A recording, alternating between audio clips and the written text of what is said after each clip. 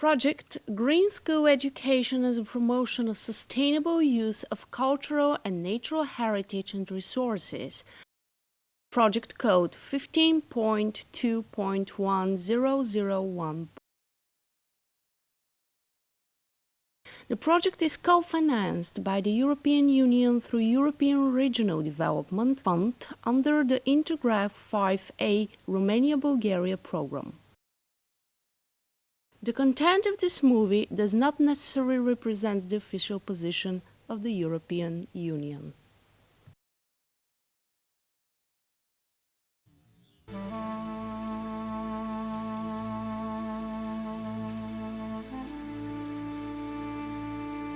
To wake up before sunrise in order to collect the most curative herbs. Herbs washed in the dew and having magical power. This will happen in just one day of the year in Bulgaria, St. Anne's Day.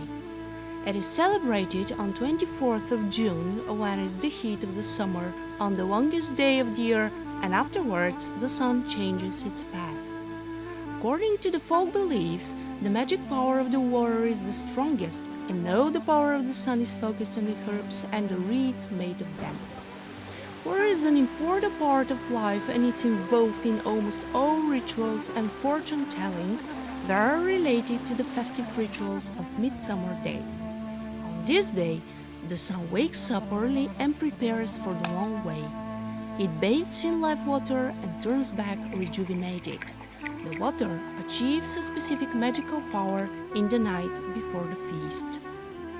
The roots of St. Anne's Day could be found far back in ancient times, just as these of Christmas and St. George's Day, but St. Anne's Day has the strongest pagan roots. The beliefs of our ancestors were mainly connected to the cult towards the sun. The customs are connected with the sun and the water.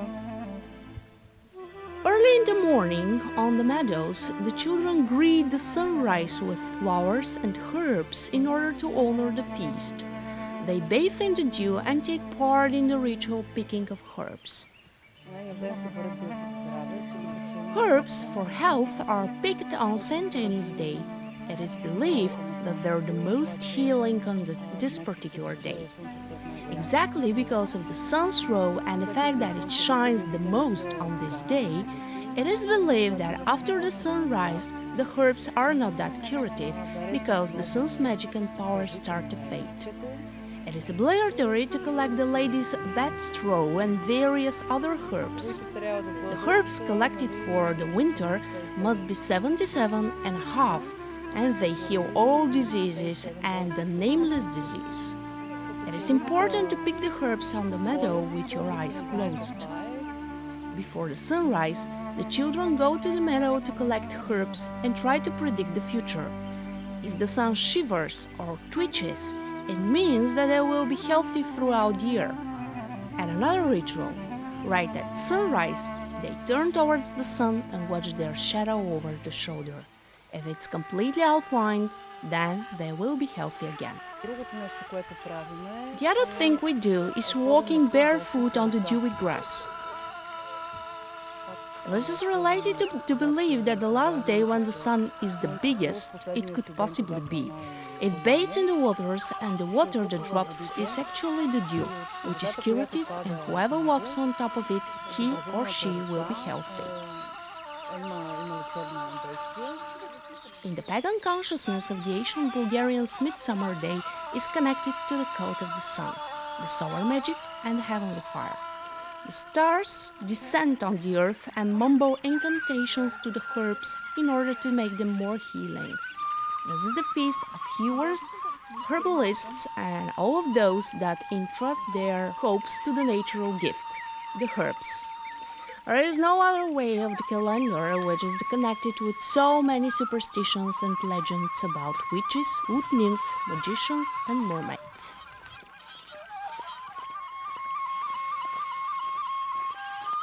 And with the collected grasses, flowers, and herbs, the 20 big wreath, and everybody passes through it for health. The wreath is a magical symbol. It brings happiness and protects from evil. It's also preserved and used for healing.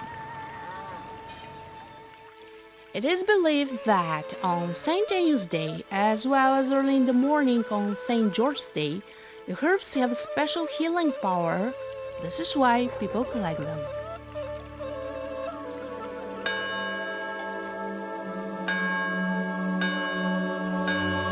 St. George's Day is one of the greatest festive days in the Bulgarian folklore calendar during the year and the most respected spring feast, which is celebrated on the 6th of May. St. George is the patron saint of farmers and stock breeders, and this is why the tradition is to slaughter a lamb on this day.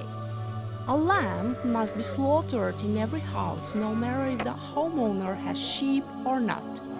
The ritual selection of the animal, its preparation to be sacrificed, and the sacrifice itself are different in separate regions.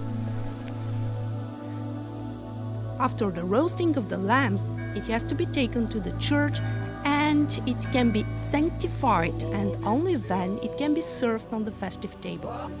For centuries, on this day, people get together in the local temple in the village of Koprovci, Montana area.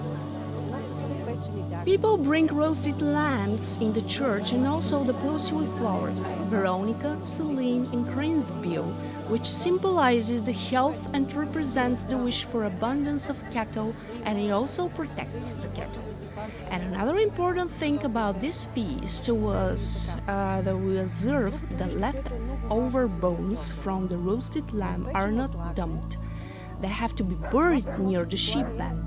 This is done with the purpose to prevent the loss of cattle, and if a sheep is lost, to come back to the pen. The ritualism of St. George's Day has its specifics in the different parts of Bulgaria, but its basic elements are implemented just about everywhere. The ritual slaughter of the St. George's Day lamb, the kneading of ritual breads, the picking of flowers and herbs, and the festive table that is placed on picturesque meadows out of the village are being carried out all over the country, and all of them are related to the hope that the farming year will be healthy, fertile, and cleaned of evil forces.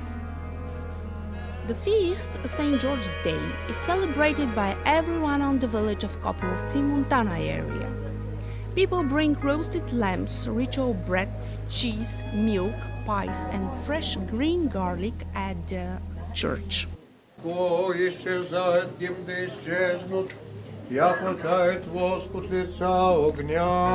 The table is consecrated and the feast starts.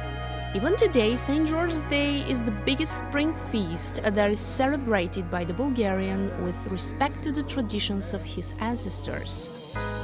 We bring the lambs, the Easter eggs, small flat loaves, wheat, wine, and then afterwards the priest sings for health. People have chosen St. George to be the protector of farmers and stock breeders, and mostly the protector of shepherds and herds. This is how the Christian with pagan consciousness creates its saint hero, St. George the Conqueror. St. Martyr George was born in Cappadocia. We call him the Conqueror because he was dedicated to military service. He served under Emperor Diocletian. All his victories happened because of his faith in Christ. He was a protector of the sick, the poor, the outcasts. He did not serve the emperor, but he served the heavenly King, Jesus Christ. St. Martyr George was famous for his brains, manhood, and physical strength. When he started his military service, he became the favorite of Emperor Diocletian. When the persecutions of the Christians began, he gave away his possessions to the poor and declared himself a Christian before the emperor. George was then arrested and tortured, but he withstands all tortures and does not deny his faith. He was sentenced to death. Handed over for the torture, St. George answered, "You will get tired to torture me, but I will not get tired to endure it." This is why we consider him brave, a fighter, because with the faith of Christ, he was defeating the evil spirits. There are two types of images of George the Conqueror in the Orthodox tradition. His face is being depicted in the first one, and in the other type, the saint is riding a white horse while killing a dragon.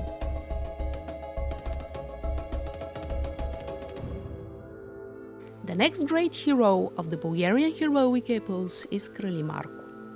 He is beloved by the whole Bulgarian nation. His strength and courage are praised in hundreds of songs and stories, and the legends about him are wrapped with the idea of superpowers and send us to fantastic worlds.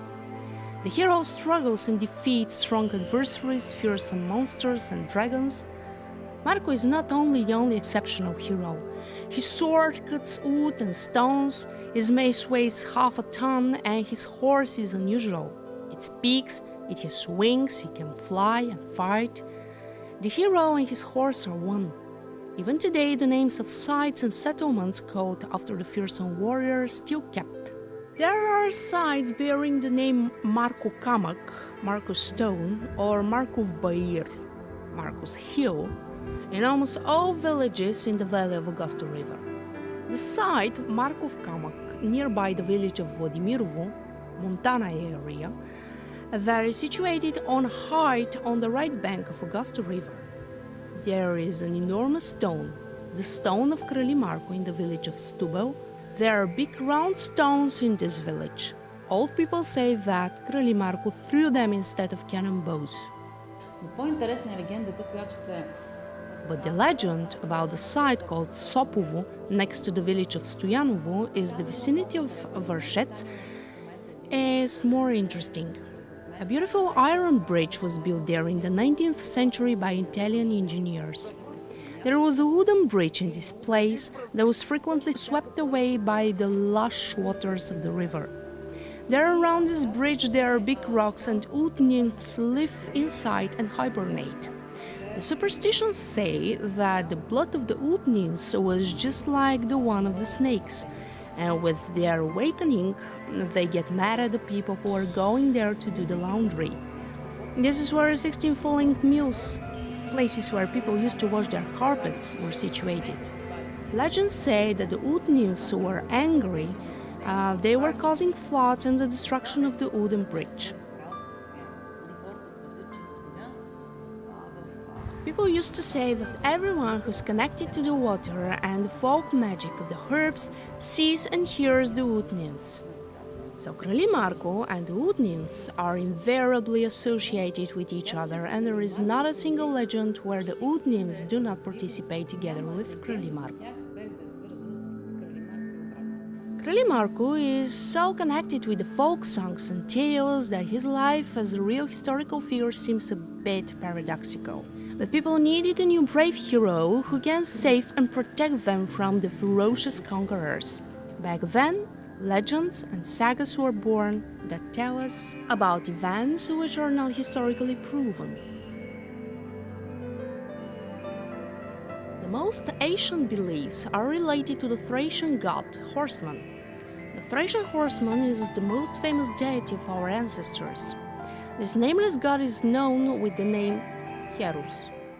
The Thracian Herus is a god horseman, but there is no reason to insist that his character is based on the life story of a real ruler that has once lived.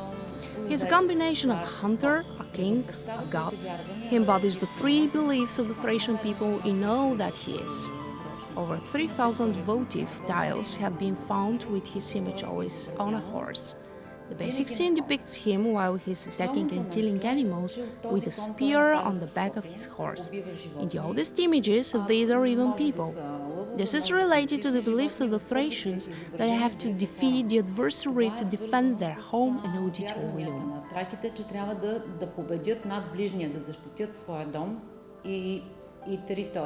The Thracians consider the horse a mediator between the worlds. With the help of the horse, you pass a certain path, real or allegorical. With his help, the Herus has the capacity to move and pass freely through set or imposed boundaries. A very typical image of the god horseman was revealed on the biggest of the cups in a treasure that was discovered in 1972 in the lands of the village of Iachimovo, Montana area. The Iachimovo treasure is made of gilded silver. It consists of 4 silver cups with the shape of a truncated cone, a silver dish with 2 handles, cantharos, 2 round apleeks, two massive silver bracelets that have the shape of snake heads, a bronze dish with a silver band, and fragments of other bronze dishes. Today, the rescued finds are stored in the Regional History Museum in the town of Montana. The water, the sun, the mysterious keepers of springs, the picking of herbs in the night, and the hero protector are the unified essence and the preserved elements of the ancient Thracian ritualism as represented in the Christian customs. This is why all this should be seen in person.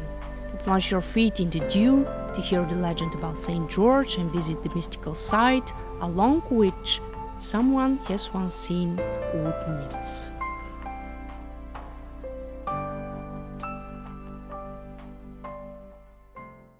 Project Green School Education as a promotion of sustainable use of cultural and natural heritage and resources. Project code 15.2.1001. The project is co-financed by the European Union through European Regional Development Fund under the Intergraph 5A Romania-Bulgaria program. The content of this movie does not necessarily represent the official position of the European Union.